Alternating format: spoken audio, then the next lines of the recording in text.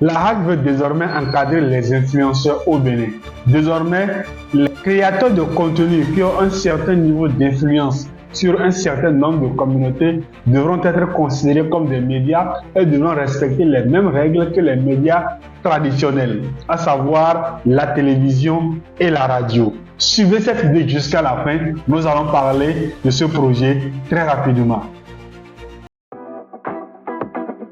Business en ligne, web marketing, communication digitale, entrepreneuriat, explorez les clés de la réussite dans cet univers dynamique et vibrant.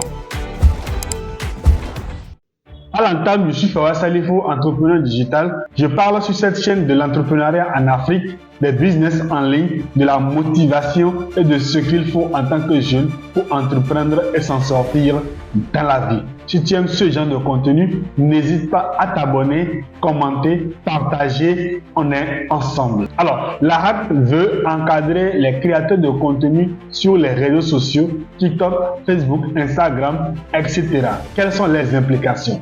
Déjà, il faut savoir qu'au Bénin, nous avons un code numérique qui a été promulgué il y a déjà très longtemps et qui encadre tout ce que nous faisons en ligne.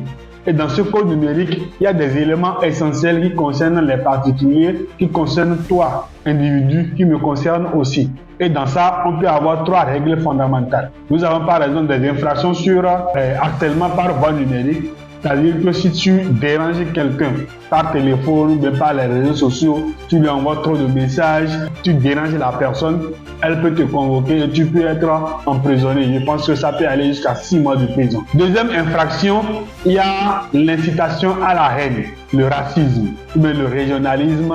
Si tu incites les gens à un soulèvement ou bien tu incites les gens à la violence, tu peux être condamné et faire de la prison. L'infraction la plus remarquée sur les réseaux sociaux, c'est la diffamation. Aujourd'hui au Bénin, la diffamation par voie électronique est encadrée. Tu insultes une personne, tu mens sur la personne, tu dis des choses, des contre-vérités sur une personne. La personne peut te convoquer et tu peux faire de la prison pendant un certain bon moment et tu peux même avoir des amendes. Alors, quelle est l'implication de la HAC?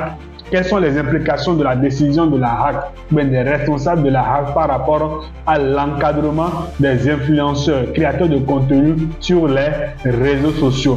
Il faut savoir que ce que la HAC veut, si on réfléchit bien, c'est à peu près la suite logique, d'accord, des avancées que nous avons eues en termes de code du numérique. Donc c'est de bonne guerre parce qu'il y a des créateurs de contenu qui ne sont pas forcément entre griffes, ce que nous appelons simples influenceurs, mais qui font des contenus à caractère médiatique. Du coup, je pense qu'il faut quand même trouver un certain terrain d'encadrement pour encadrer ce genre de choses. Les implications, ce sera que désormais, certains influenceurs ou bien créateurs de contenu se verront dans l'obligation de respecter les règles des médias traditionnels, à savoir la télévision et la radio.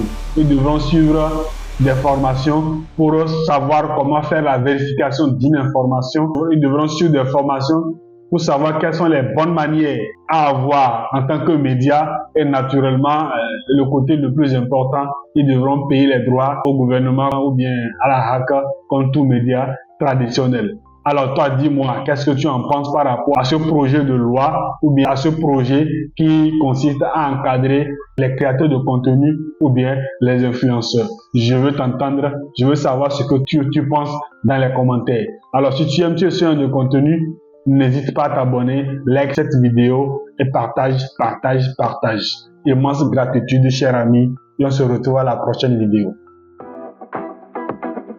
Business en ligne, web marketing, communication digitale, entrepreneuriat, explorez les clés de la réussite dans cet univers dynamique et vibrant.